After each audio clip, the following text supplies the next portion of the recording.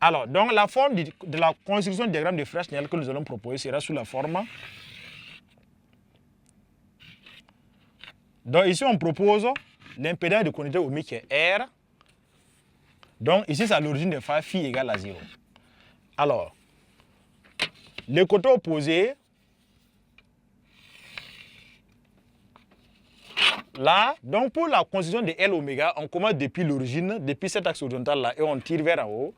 Là, nous avons L oméga, qui est l'impédance de la bobine pure. Et pour le condensateur,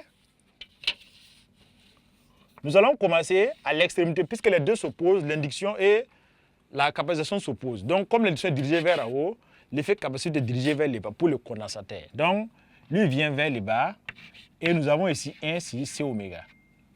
Donc, notre côté opposé, c'est la différence entre L oméga et 1 sur C oméga. Et notre côté adjacent, c'est R. On peut alors aisément tracer l'hypoténuse.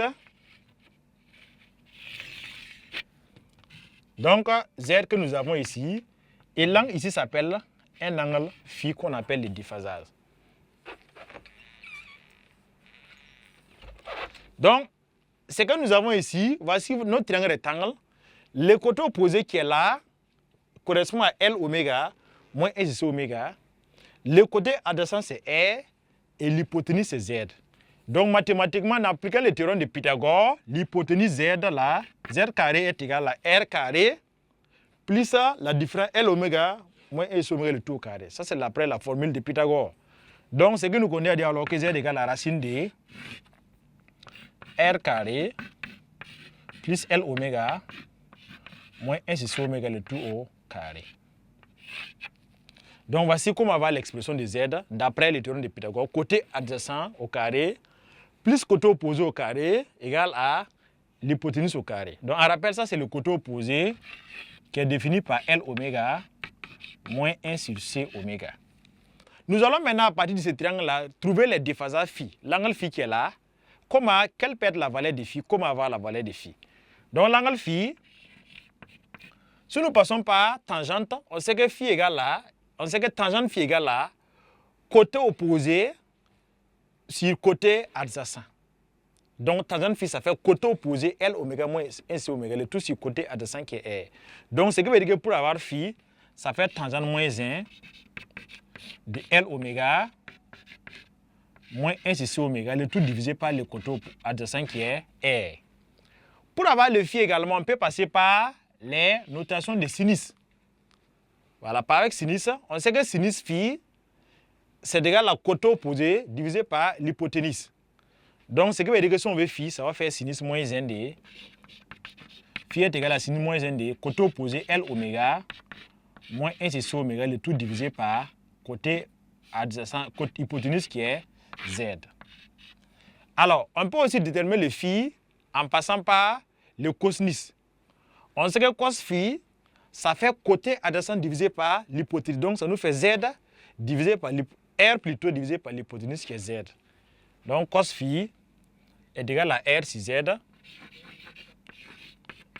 R divisé par Z.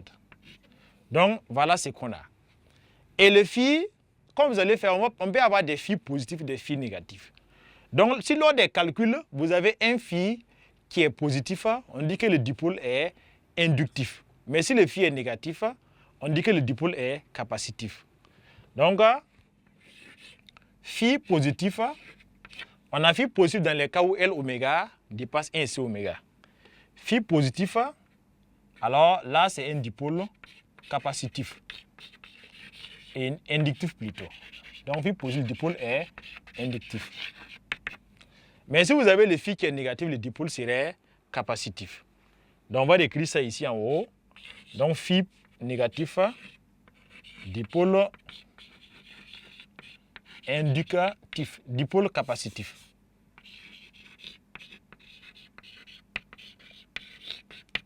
Les apprenants, donc au grand D, avec les démarches théoriques là, ce qu'il faut retenir, c'est surtout cette expression de Z.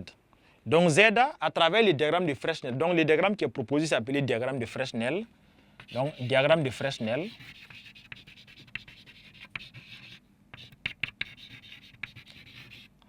Donc, à travers ce diagramme, on a pu établir que Z égale à racine de R carré plus L oméga moins S oméga, le tout au carré. On a également pu établir que pour avoir phi, on peut passer par tangente, par sinus ou par cosinus. Et là, selon celui que vous adoptez, voici les formules qu'on peut retrouver. On a également dit que le phi peut être, on peut avoir deux possibilités. Le phi peut être positif ou négatif. Si le phi est positif, c'est inductif, et quand le phi est négatif, le dipôle est dit capacitif. Donc nous allons passer maintenant au point suivant, les grands 3, où nous allons étudier la puissance moyenne des dipôles RLC. Donc nous passons maintenant au point grand 3, puissance moyenne des dipôles RLC.